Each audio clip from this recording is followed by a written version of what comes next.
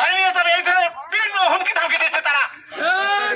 এরশাদ একদম এতিম ছেলে, তার পাওনা জমি তারা আজকে 50 বছর যাবত দখল করে খাচ্ছে। এরশাদ সেই মাটির কাছে গেছে, মাটিও সেখানে তাকে নির্মম ভাবে আহত করছে। করিয়া মাঠ থেকে উঠে নিয়ে যাবে, নিয়ে যাওয়ার পরে আমাদেরকে বড় বড় মামলা দিবে। কোন কারণে মামলা দিবে আমাদেরকে জানতে হবে। কেন আমরা এই ধরনের এই কাজ করে? ওনাদের এত কিছু আছে, এত ইয়ে আছে, তারপরেও গরিব মানুষের সাথে আমরা কেন ইয়ে করে? যে ছেলেটাকে নিয়ে গেছে সে ছেলেটার বাবা নাই, সে একজন এতিম ছেলে, তাই কি অপরাধ করছে, কেন সেটা করা হলো?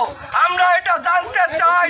আমরা এই এলাকার মানুষের কাছে শুনতে চাই, আমরা এই এলাকার মানুষের কাছে জবাব চাইতে চাই, কেন তারা করলো। আমরা হুমকি মানি না, কখনো কারো হুমকিতে শিকার হয়ে থাকবো না, কখনো কারো আমরা অলসত হয়ে শান্তি রাজি নাই।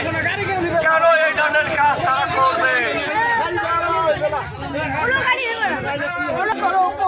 এরশাদের মুক্তি চাই, এরশাদের মুক্তি চাই।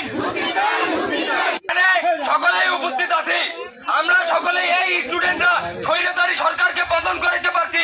আর এরা কে এখন আসছে? এরা সমাচার বলে এরা একজন নিরপরাধকে জেলে পাঠায়। কথা বলে না কেন? এই আলেম সরকারের চামচারা, আলেম সরকারকে আমরা পতন করছি, এই স্বৈরাচারী সরকারকে পতন করছি। আর তারা এখন তাদের ক্ষমতার বলে একজন নিরপরাধকে জেলে ঢুকায়। তারা এখন এলাকার মানুষকে হুমকি দেয়, এলাকার মানুষকে তারা এই ক্ষমতা কোথায় পাইল? আমরা যদি আমাদের ভাতিজা এরশাদ, সে কিন্তু এতিম ছেলে, এগুলা জনগণ কিন্তু ভাড়া করা নয়, এগুলা আমাদের স্থানীয় জনগণ। এই ছেলেটা খুব শান্তশিষ্ট ছেলে এবং সকলের সঙ্গে খুব বন্ধুত্বপূর্ণ সম্পর্ক।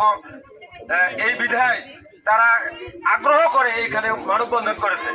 আমরা যদি কালকের মধ্যে আমার ভাতিজাকে যদি আমাদের মধ্যে ফেরত না পাই, তাহলে আমরা কালকে এর চেয়েও কঠোরতম আন্দোলন গড়ে তুলবো ইনশাআল্লাহ।